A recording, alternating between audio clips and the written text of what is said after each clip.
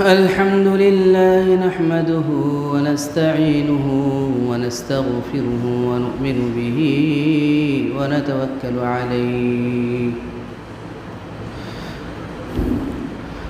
ونعوذ بالله من شرور أنفسنا ومن سيئات أعمالنا من يهده الله فلا مضل له ومن يضلله فلا هادي له ونشهد أن لا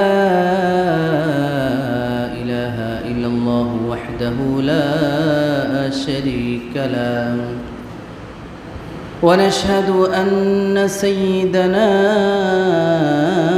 وسندنا وحبيبنا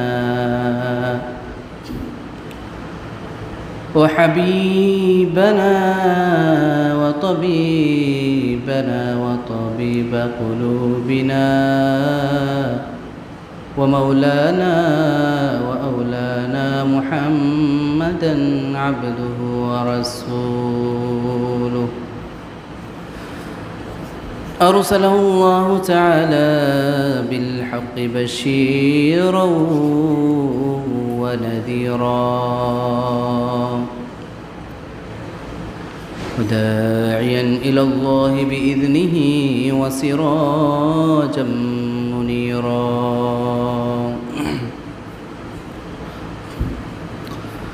اللهم صل على محمد وعلى آل محمد كما صليت على إبراهيم وعلى آل إبراهيم إنك حميد مجيد اللهم بارك على محمد وعلى آل محمد كما باركت على إبراهيم وعلى آل إبراهيم إنك حميد مجيد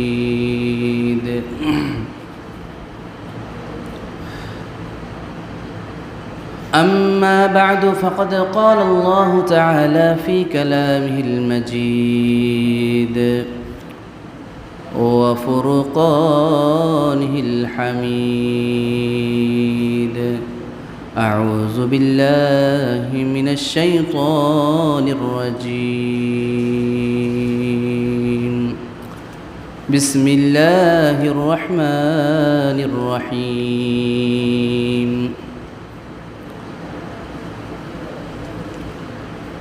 إن الصلاة تنهى عن الفحشاء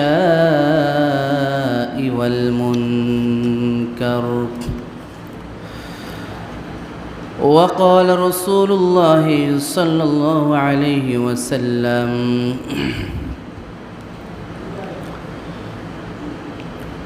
خمس صلوات افترضهن الله تعالى من أحسن وضوءهن وصلاهن لوقتهن وأتم ركوعهن وخشوعهن كان له على الله عهد أن يغفر له ومن لم يفعل فليس له على الله عهد إن شاء غفر له وإن شاء عذبه رواه أبو داود صدق الله العظيم وصدق رسوله النبي الكريم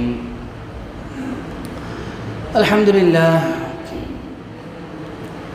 মহান আল্লাহ পাকের দরবারে লাখ কোটি শুকরিয়া যে আল্লাহ পাক রব্বুল আলামিন আমাদেরকে রহমত করে দয়া করে আল্লাহর পবিত্র ঘর মসজিদে সালাতুল জুমা আদায় করার জন্য আসার তৌফিক দান করেছেন।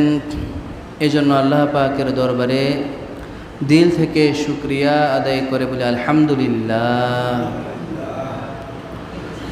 সম্মানিত মুসল্লিয়ানে কেরাম, আমি যে আয়াত এবং হাদিস শরীফ পাঠ করেছি, এই আয়াত এবং হাদিসে নামাজের গুরুত্ব এবং ফজিলত সম্পর্কে আলোচনা করা হয়েছে। আসলে নামাজের যে ফজিলত লাভ, এটা যে শুধু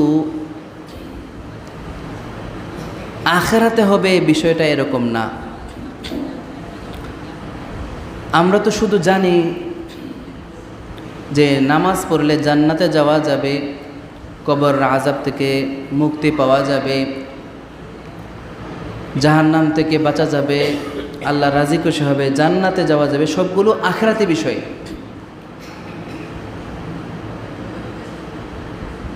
শুধু তাই নয়, শুধু আখিরাতের বিষয়ের সাথে সীমাবদ্ধ নয় নামাজের লাভ, দুনিয়াতেও নামাজের অনেক উপকারিতা রয়েছে, লাভ ফজিলত রয়েছে। আমার আজকের আলোচনার বিষয়বস্তু, নামাজ আমরা কেন পড়ব? শুধু কি আখিরাতের জন্য? শুধু আখিরাতের জন্যই কি পড়ব, না দুনিয়াতেও তার উপকারিতা আছে, লাভ আছে? নামাজ পড়ার কতিপয় দুনিয়াতে কিছু উপকারিতা। মুহতারাম হাজরিন, 1 নম্বর লাভ হচ্ছে রাহাতুন লিল কলব। খুব খেয়াল করেন, রাহাতুন লিল কলব, অন্তরের প্রশান্তি। আপনি নামাজ পড়বেন, নামাজ পড়ার পরে আমরা জান্নাতের আশা রাখি যে জান্নাত আল্লাহ তাআলা দিবেন। এটা তো আখিরাতের বিষয়, লাভটা আখিরাতে পাবো। আল্লাহ তাআলা রাজি হয়েছেন কি হয়েছেন না, এটা তো আখিরাতের সময় বুঝতে পারবো আমরা। কিন্তু দুনিয়াতে লাভ কি? রাহাতুন লিল কলব, 1 নম্বর অন্তরের প্রশান্তি। নামাজ পড়ার পরে আপনি দুনিয়াতেই আপনার অন্তর প্রশান্তি লাভ করবে, অন্তরের মধ্যে অস্থিরতা চলে যাবে, স্থিরতা একটা চলে আসবে, মন দিল খুব ভালো লাগবে, অস্থিরতা কাজ করবে না। প্রত্যেকটা কাজ আপনি সাংসারিক কাজ করেন, ব্যবসা বাণিজ্য করেন, চাকরি করেন, আপনি যাই করেন, আপনি নামাজ যদি আমরা ঠিকমতো পড়তে পারি, মন দিল দেখবেন শান্ত হয়ে গেছে, অটোমেটিক দেখবেন মন দিল ভালো লাগবে। আর যদি এরকম যদি না হয় যে নামাজ পড়লে যে কথা, না পড়লে কি কথা, নামাজ পড়ার পরে না পড়ার পরে যে খারাপ লাগাটা, এই খারাপ লাগাটা যদি কাজ না করে, তাহলে মনে করব আমার অন্তরে নাউযুবিল্লাহ আল্লাহ তাআলা মুহর মেরে দিয়েছেন। খতামাল্লাহু আলা কুলুবিহিম ওয়া আলা সামঈহিম ওয়া আলা আবসারিহিম গিশাওয়া ওয়া লাহুম আযাবুন আলীম। আল্লাহ তাআলা তাদের অন্তরের মধ্যে মুহর মেরে দিয়েছেন। তারা সত্য মিথ্যা, গুনাহ সবের পার্থক্য, গুনাহ করলে যে অন্তরে খারাপ লাগার কথা, এটা লাগবে না। হাদিসে আছে, যখন একজন মানুষ গুনাহের কাজ করে, গুনাহ করে, তখন আল্লাহ তাআলা তার অন্তরের মধ্যে একটা কালো দাগ পড়ে যায়, তার অন্তরের মধ্যে নুকতাতুন সাউদা, কালো একটা দাগ পড়ে যায়। সে আবার একটা গুনাহ করলে আবার একটা কালো দাগ পড়ে যায়। আবার যদি তওবা করে ফেলে, তাহলে দাগগুলো মুছে যায়। সে তওবা না করার পরিবর্তে শুধু আরও গুনাহ করতে থাকে, তাহলে দাগও বাড়তে থাকে। তো এক সময় এরকম দাগ হয়ে যায়, তার তখন ভালো কাজ করতে মন চায় না, ভালো কোনটা খারাপ কোনটা সে পার্থক্য করতে পারে না। খারাপ কাজ করলেও মনের মধ্যে অনুশোচনা আসে না যে আমি গুনাহের কাজ করছি, খারাপ কাজ করছি, আমার তওবা করতে হবে, জাহান্নামের ভয় থাকবে না দুনিয়াতে। তো আমাদের অন্তরের কি অবস্থা আমরা সবাই নিজেরটা নিজে জানি। যাই হোক, 1 নম্বর নামাজের লাভ কি বলেছি? দুনিয়াতেই লাভ, রাহাতুল লিল কলব, অন্তরের প্রশান্তি। আবু দাউদ শরীফের 4986 নম্বর হাদিস, রাসূলুল্লাহ সাল্লাল্লাহু আলাইহি ওয়াসাল্লাম বলতেছেন, ক্বালা রাসূলুল্লাহ সাল্লাল্লাহু আলাইহি ওয়াসাল্লাম, কুম ইয়া বিলাল ফাআকিম ফাআরিহনা বিসসালাহ, হে বিলাল তুমি দাঁড়াও, তুমি দাঁড়াও এবং নামাজ পড়ো। এবং কেননা নামাজের মধ্যে প্রশান্তির ব্যবস্থা করা হয়েছে, নামাজের মধ্যে আমরা প্রশান্তি লাভ করব। নামাজের মাধ্যমে অন্তরকে স্থির করব। মোহতরম হাজরিন, নবী করিম সাল্লাল্লাহু আলাইহি ওয়াসাল্লামের অন্তরে যদি কোনো পেরেশানি আসে, হঠাৎ ধরেন, সবসময় তো সবার হালাত ঠিক থাকে না, এই ধরেন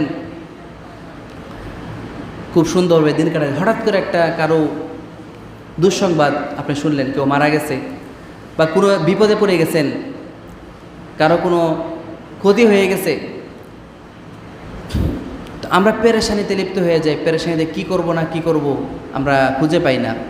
নবী করিম সাল্লাল্লাহু আলাইহি ওয়াসাল্লাম এর হাদিস, আবু দাউদ শরীফের 1319 নম্বর হাদিস, রাসূলুল্লাহ সাল্লাল্লাহু আলাইহি ওয়াসাল্লাম বলতেছেন, كان النبي صلى الله عليه وسلم إذا حزبه أمر نزع إلى الصلاة। নবী করিম সাল্লাল্লাহু আলাইহি ওয়াসাল্লাম যখন নবী করিম সাল্লাল্লাহু আলাইহি ওয়াসাল্লাম যখন কোনো পেরেশানি আসে, নাজা ইলা সালাত, তিনি নামাজে দাঁড়িয়ে যাইতেন।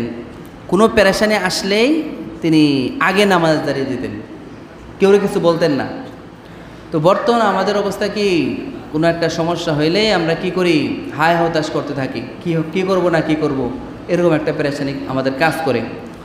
নবীর আমল কি ছিল? সর্বপ্রথম নামাজে দাঁড়িয়ে যাওয়া। এই নবীর আমলগুলো আমরা করার চেষ্টা করব।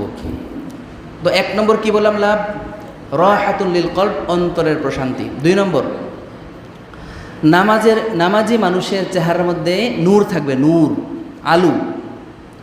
দেখবেন যে অনেক লোক দেখতে দেখা যায় কালো, একদম কালো, হাবশি মানুষ, হাবশার মানুষ, ইথিওপিয়া দেশের মানুষ আর কি, আফ্রিকার মানুষ বিশেষ করে এত কালো, আপনারা যারা দেখেন না তারা হয়তো বুঝবেন না, যারা হয়তো উমরায় হজে গেছেন বা বিদেশে থেকেছেন তারা বুঝতে পারবেন।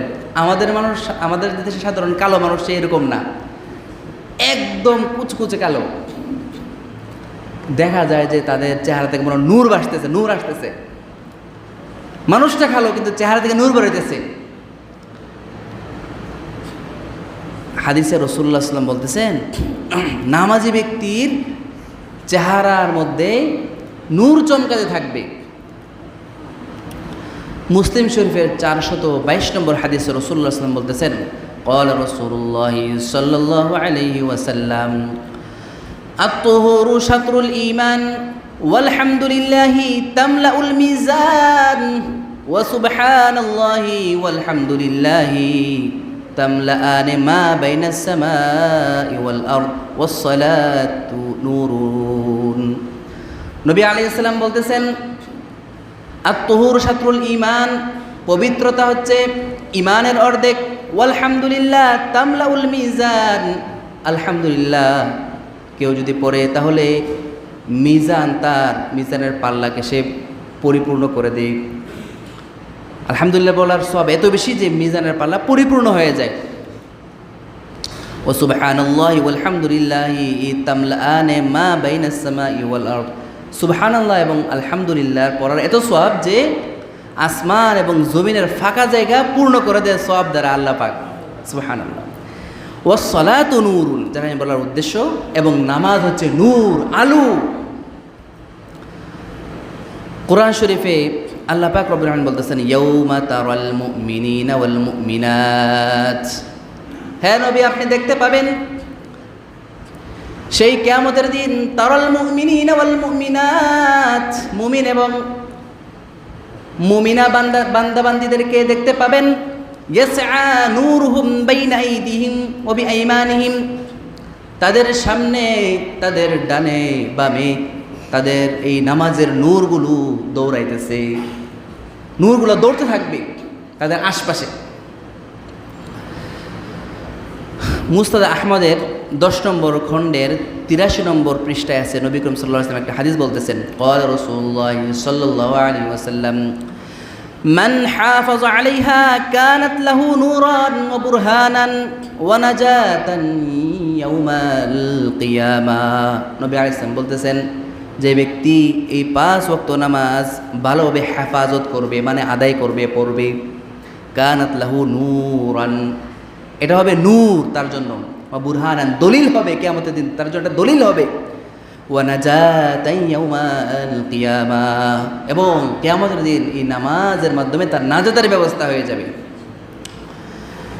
2 নম্বর লাভ গেল, দুনিয়াতে যে লাভগুলো আমরা পাই নামাজের কারণে। নামাজ ঠিক হলে সব আমলই ঠিক হয়ে যায়। নামাজ ঠিক হলে সব আমলই কি হয়ে যায়? ঠিক হয়ে যায়। নবী আলাইহিস সালাম বলতেছেন, ক্বালা রাসূলুল্লাহ সাল্লাল্লাহু আলাইহি ওয়াসাল্লাম আউয়ালু মা ইউহাসাবু বিহিল আবদু ইয়াউমাল কিয়ামাতিস সালাহ ফাইন সালুহা সালুহা সাইরু আমালিহি ওয়া ইন ফাসাদাত ফাসাদা সাইরু আমালিহি।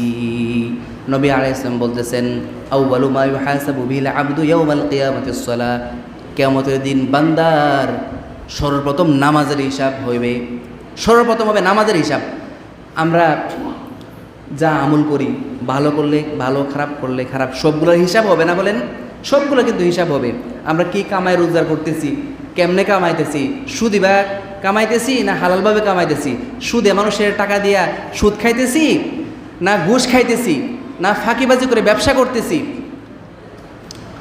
না মানুষের টাকা আত্মসাৎ করতেছি, না এতিমের সম্পদ জুড়ে কেড়ে নিচ্ছি, না বোনদের হক দিতেছি না, সবগুলো কিন্তু পুঙ্খানুপুঙ্খানুভাবে হিসাব ওই সেদিন হবে। সেদিন আর বাঁচার অবস্থা থাকবে না। দুনিয়াতে একটা পেরেশানিতে পড়ে গেলেন, পুলিশ আপনার জেলে নিয়ে গেল, বিভিন্ন আইনি প্রক্রিয়ার মাধ্যমে আপনি একদিন ছুটে আসতে পারেন, সেই দিন এমন পাকড়াও আল্লাহ তাআলা করবেন, সেই পাকড়াও থেকে ছুটার কোনো কি থাকবে না, উপায় থাকবে না। সেই পাকড়াওয়ের দিন আল্লাহ তাআলা সর্বপ্রথম এই নামাজের হিসাবটা আল্লাহ তাআলা আগে নেবেন। নামাজের হিসাবটা নেবেন আগে, সব কিছুর আগে নামাজের হিসাবটা নেবেন। যে বান্দা, তুমি 5 ওয়াক্ত নামাজ সারা জীবন একদম বালেগ হওয়া থেকে শুরু করে মৃত্যুর দিনের আগ পর্যন্ত তুমি তোমার যে ফরজ করা হয়েছে, এই ফরজ হওয়ার সময়ের পর থেকে তুমি কয় ওয়াক্ত নামাজ আদায় করেছো, কয় ওয়াক্ত নামাজ কাজা করেছো, কি কঠিন হিসাবটা হবে। আমরা চিন্তা করি, আমাদের যদি কোনো উমরি কাজা থাকে, এরকম সময় থাকে হয়তো দিনের বুঝ আমরা পাই নাই, হয়তো নামাজের গুরুত্ব বুঝি নাই, বা অলসতা করেছি, অলসতায় শয়তানের কুমন্ত্রণায় পরে হয়তো নামাজ ছেড়ে দিয়েছি। অনেক নামাজ এরকম গেছে, বছরের পর বছরে গেছে, শুক্রবারে জুমা নামাজ পড়ছি কিন্তু এমনি নামাজই পড়ি নাই। এরকম যদি কারো হয়ে থাকে, খাতা কলমে হিসাব করব, হিসাব করার পরে আমরা প্রতিদিনের 5 ওয়াক্ত নামাজ আমরা হিসাব করে আমরা সেইগুলো কাজা করব। আর না হলে কিন্তু উপায় থাকবে না। এই কাজা করার পরে তওবা করতে হবে, আল্লাহ ভুল করছি, কাজা করছি, আর করব না। অনেকে মনে করে থাকি, আয় আল্লাহ কত বছর নামাজ পড়ছি না, কোনো হিসাবই নাই, এখন কি করব, আল্লাহ কাছে তওবা করলে মাফ করে দে, আল্লাহ মাফ করে দেবো না। কাজ হবে না, মনে রাখবেন, কাজ হবে না। নামাজ কাজা না করে তওবা করবেন, এই তওবা বিলার তওবা, কাজ হবে না এই তওবায়। হ্যাঁ, আপনি বৃদ্ধ হয়ে গেছেন, আপনার আর কয় বছর বেঁচে থাকবেন আপনি জানেন না। আপনার হাতে যে সময়টা থাকে, এই সময় থাকা অবস্থায় আপনি যত পারেন নামাজ, কাজা নামাজ পড়তে থাকেন। যদি শেষ না হয়, এটা আল্লাহ তাআলা আপনাকে যদি মাফ করেন, এটা আল্লাহর বিষয়, হুকুকুল্লাহ, এটা হুকুকুল্লাহ।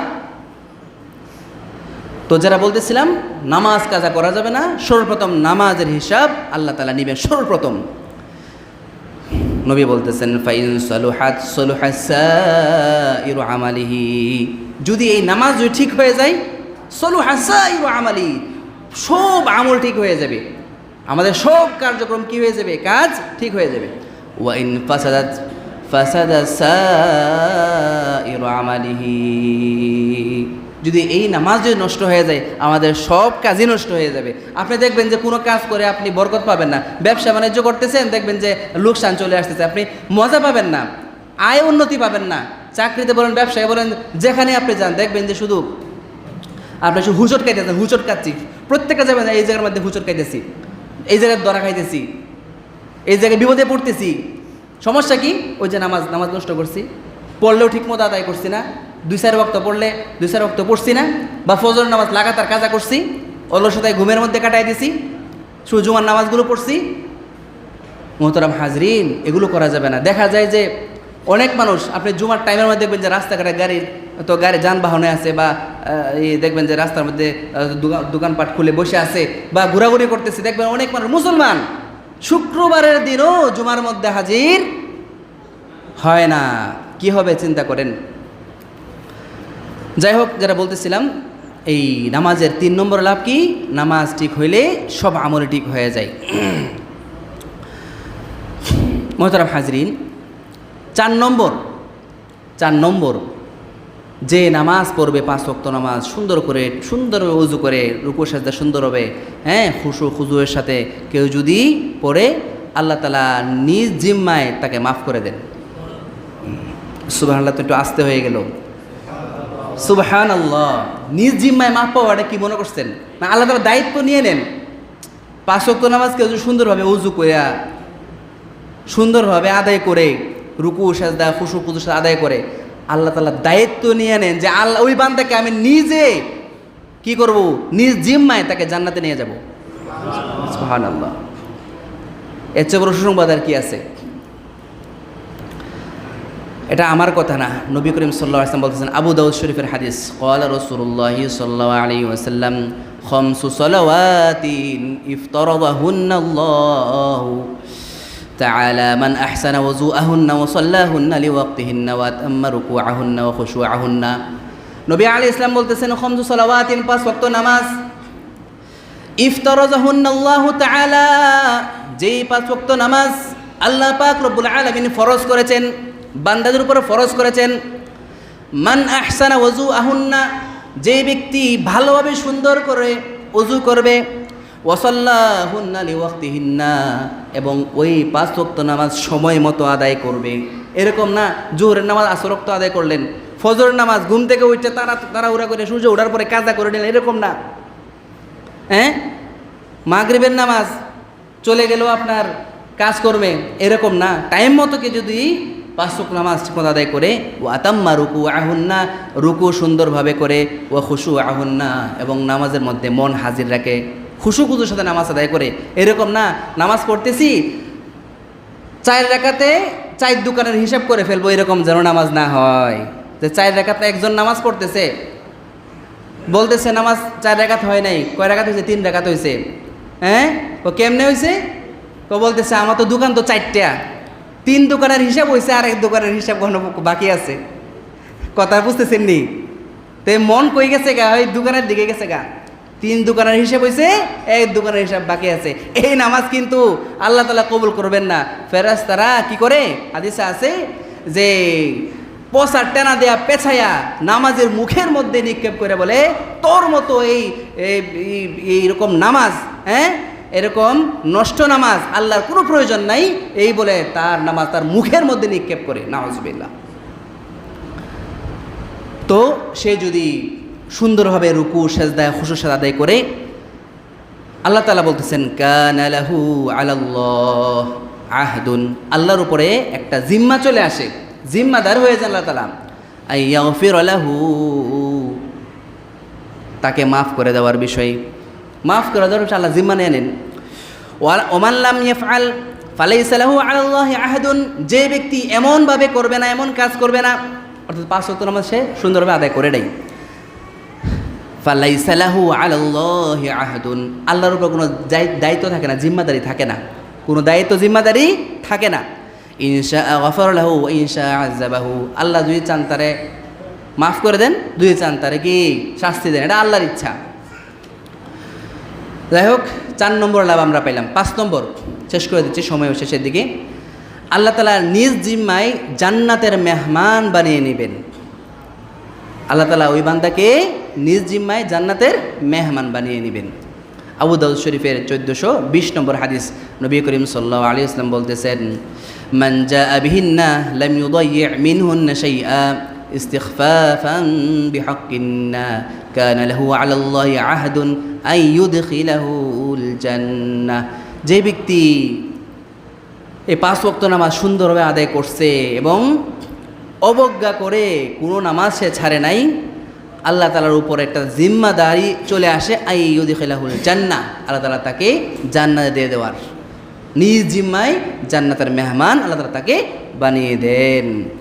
মোহতারাম হাজরিন, নামাজের আরেকটা উপকারিতা হলো মনের অস্থিরতা থেকে মুক্তি পাওয়া যায়। এটা আগেও বলেছিলাম, কোরআন শরীফের আয়াতে আছে, সূরা মাআরিজের 19 নম্বর আয়াতে আছে, ইন্নাল ইনসানা খুলিকা হালুআ, মানুষকে অস্থিরতা দিয়ে সৃষ্টি করা হয়েছে। মানুষ প্রত্যেকটা কাজে অস্থির হয়ে যায়, তার মন শান্ত না। ইল্লাল মুসল্লিন, কিন্তু মুসল্লিরা ছাড়া যারা ঠিকমতো নামাজ পড়ে, এই নামাজি ব্যক্তিদের অস্থিরতা কাজ করে না, তাদেরকে আল্লাহ তাআলা একটা মনের আত্মার একটা শান্তি দিয়ে দেন। আরেকটা লাভ হচ্ছে অশ্লীলতা কাজ থেকে, অশ্লীল কাজ থেকে ওই নামাজের মাধ্যমে বাঁচা যায়, নামাজের মাধ্যমে বাঁচা যায়। কোরআন শরীফে আল্লাহ তাআলা বলতেছে, ইন্নাস সালাতা তানহা আনিল ফাহশাই ওয়াল মুনকার, নামাজ প্রত্যেক অশ্লীল এবং বেহায়াপনা কাজ থেকে নামাজে মানুষকে কি করে, রক্ষা করে। তো যাই হোক, নামাজ সম্পর্কে কোরআন এবং হাদিসের আলোকে সংক্ষিপ্তভাবে কিছু আলোচনা করলাম। আল্লাহ তাআলা আমাদের সবাইকে বোঝা এবং আমল করার তৌফিক দান করুন, এবং 5 ওয়াক্ত নামাজ আল্লাহ তাআলা যেন আমাদেরকে জামাতের সাথে